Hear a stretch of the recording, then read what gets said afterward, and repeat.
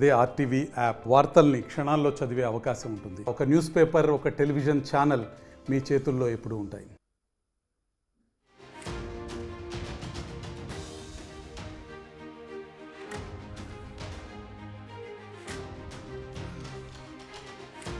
జాతీయ రహదారులపై టోల్ వసూలు కోసం ఇప్పుడున్న ఫాస్టాగ్ విధానాన్ని మార్చేందుకు కేంద్రం సిద్ధమైంది.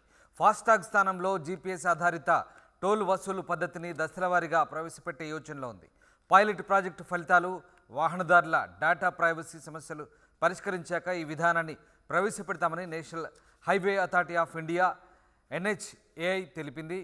కొన్ని ఎంపిక చేసిన రహదారులపై పైలట్ ప్రాజెక్టు చేపడుతున్నట్లు వెల్లడించింది. కొత్త విధానం ప్రస్తుత అభివృద్ధి దశలో ఉందని, అనేక రకాలుగా పరీక్షించాక దేశవ్యాప్తంగా అమలు చేస్తామని పేర్కొంది. జీపీఎస్ విధానంలో వాహనంలో జీపీఎస్ గ్లోబల్ పొజిషనింగ్ సిస్టమ్ లేదా ANPR కెమెరా ద్వారా టోల్ రోడ్డుపై వాహనం ఎంత దూరం ప్రయాణించింది లెక్కిస్తారు. దీనికి ఎంత మొత్తం చెల్లించాలన్నది కూడా అదే మిషన్ నిర్ణయిస్తుంది. వాహనం డ్రైవర్ బ్యాంక్ ఖాతా లేదా ప్రీపెయిడ్ ఖాతా నుంచి చెల్లింపు లావాదేవీ ఆటోమేటిక్గా పూర్తి చేస్తుంది. ఇది పనిచేయాలంటే వాహనంలో జీపీఎస్ వ్యవస్థ ఉండాలి.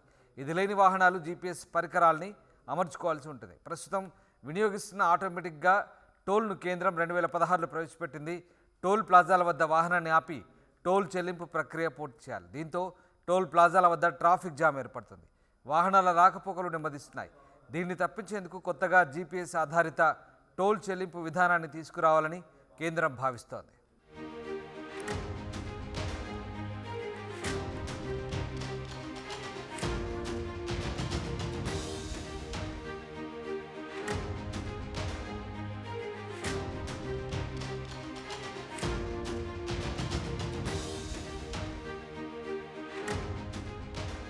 మరిన్ని వీడియోస్ కోసం ఛానల్ ని సబ్స్క్రైబ్ చేయండి. లేటెస్ట్ అప్డేట్స్ కోసం వాట్సాప్ ఛానల్ ని ఫాలో చేయండి.